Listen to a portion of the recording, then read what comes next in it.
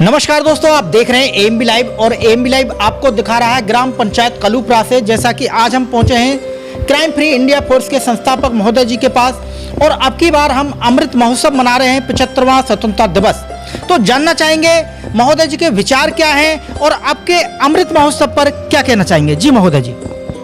देखिए जी, विचार की तो ये बात है, अभी आपने कहा कि आज़ादी का अमृत महोत्सव हम लोग मना रहे हैं। मैं इस बात से बिल्कुल भी सहमत नहीं हूँ और सहमति ना होने का कारण क्योंकि हम लोग वैसे तो आज़ादी का अमृत महोत्सव मना रहे हैं, बट संविधान में हमें अभी कोई आज़ादी नहीं मिली है। और जिस बिहार पे सरकार 2014 में आई थी और 2022 हो चुकी है कि संविधान संशोधन की हम लोग बात करते थे, तो हम बहुत पहले से एक बात कहते थे कि देश आज़ाद होने से और जब तक ये सरकार आई है लगभग 45,000 संशोधन थे संविधान में, सिर्फ राजनीति ने अपने लिए किए थे। और अभी तक भी मैं देख रहा हूं कि जो भी संशोधन है वो सिर्फ राजनीति के लिए है। कुछ धाराएं हटाई हैं जिनका संशोधन जैसे 370-35 से है और राम मंदिर मुद्दा था, इन्होंने के ऊपर जिसके ऊपर राजनीति की उसको तो हटाया। बट जब आज़ादी की बात आ रही है तो 14 अगस्त को फाइनल हो चुका था कि पाकिस्तान का निर्माण हुआ है और 10 कंट्रियों से मिलकर संविधान का निर्माण हुआ था, जिसमें बहुत कुछ बदलने की ज़रूरत है। और साथ में तो मैं एक बात कहूँगा कि विधायिका, कार्यपालिका और न्यायपालिका 4 स्तंभ इस देश के होते हैं और जिसमें आप भानु जी खुद चौथे स्तंभ में आते हैं। आज तक आपको भी मान्यता सरकार ने नहीं दी है, सिर्फ संविधान में 3 स्तंभ को मान्यता, चौथे को नहीं है। तो मेरी एएमबी लाइव के चैनल के माध्यम से मैं अपील करूंगा सब लोगों से, क्योंकि हम लोग बार बार कहते रहते हैं और आंदोलन खड़ा भी करना चाहते हैं और भविष्य में करेंगे, अभी जरूरत भी बन रही है कि संस्था पूरी इकट्ठा होकर सरकार के साथ खड़ा हो और चारों स्तंभ को मान्यता मिले और हम लोग आज़ाद हो पाएं। दूसरा एक और कि जैसे ये हिंदू राष्ट्र की बात करते थे, मैं समझता हूं कि इनके पक्ष में माहौल है और अब समर्थन भी इनको मिल चुका है। इनको हिंदू राष्ट्र घोषित भी कर देना चाहिए, उसके अनुसार संविधान बनना चाहिए। जी, तो अब तो सरकार आपकी बढ़ रही है हिंदू राष्ट्र को घोषित करने की तैयारी में पूर्ण रूप से। देखिए अब हो सकता है, अभी बिहार का आप देख रहे होंगे कि वहाँ पे सरकार गिर चुकी है, नीतीश कुमार ने भी पाला बदला है।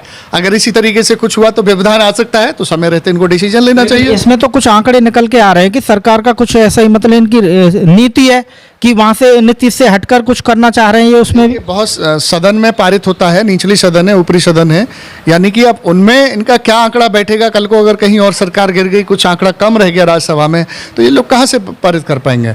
और मैं समझता हूँ 2022 खत्म होने वाला, 2-3 महीने बचे हुए, 24 की फिर तैयारी करेंगे। क्या उस समय ये डिसीजन ले पाएंगे इसका, या 24 के बाद कुछ सपना देख रहे हैं कि हम लोग एक बार और सरकार बनाएं, 24 के बाद हम ऐसा कुछ करें। तो हो सकता है सरकार की क्या पॉलिसी है, मैं उसमें कुछ कह नहीं सकता। और जैसा कि अब संपूर्ण भारत में अमृत महोत्सव मनाया जा रहा है, तिरंगा यात्रा निकल रही हैं, तो आपको इस पे क्या लगता है कि जो भारतीय जो जनता है इसमें एक देशभक्ति पनप रही है? बिल्कुल, राष्ट्र प्रेम की भावना तो सब में जागृत हो रही है और होनी भी चाहिए, मैं सहमत हूँ। अभी एक अग्निवीर अग्निपथ जो योजना लेके आए हैं वो भी राष्ट्र प्रेम की भावना के लिए था कि जो यूथ राष्ट्र के प्रति समर्पित नहीं रहता था उस योजना के अंदर आके वो समर्पित रह सकता है और झंडा से तो कम से कम लगता है। बट मैं एक बात और भी देख रहा हूँ, उसके साथ में पार्टी हिंदू मुस्लिम पे काम करती थी, जो पाकिस्तान का झंडा फहराते थे वो भी अब इस झंडे को लगा रहे हैं, तो उनमें कैसी आस्था हो सकती है। उस आस्था पे काम करने की जरूरत है, मेरा मानना यह है। और जैसा कि आपका पड़ोसी एक गांव है ककोड़, उसमें सुना था कि किसी ने पाकिस्तान का झंडा फहरा दिया था, उस पर क्या कहेंगे? देखिए बहुत जगह ऐसी मिलती है, मैं भी अखबार पढ़ रहा था, उसमें सामान्य तो थोड़ा सा चेंजिंग है। हम लोगों को ध्यान देना चाहिए कि इस्लाम का झंडा और पाकिस्तान का झंडा सेम है। अब ये हमारी गलतफहमी हो जाती है कि सब पाकिस्तान का झंडा लहरा दिया, ऐसा नहीं है। मैं समझता हूँ कि इतने मूर्ख तो शायद ये कट्टरवादी लोग भी नहीं होंगे, जो मजहबी लोग हैं, कि वो इस तरीके से झंडा लहराएंगे। बट वो अपने इस्लाम का झंडा लगाते हैं तो लगता है कि हमें लगता है कि हमने पाकिस्तान का झंडा लहरा दिया है। या तो पाकिस्तान अपना झंडा बदले या भारत का जो मुस्लिम है वो अपना झंडा बदले, तो मैं समझता हूँ समाधान हो सकता है।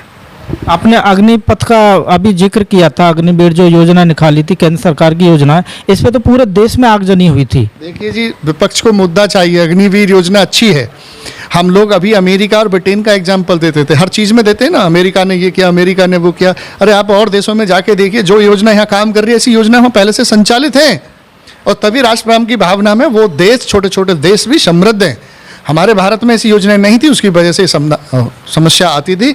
मैं सरकार का बहुत अच्छा कदम है, हम उनके साथ खड़े हैं।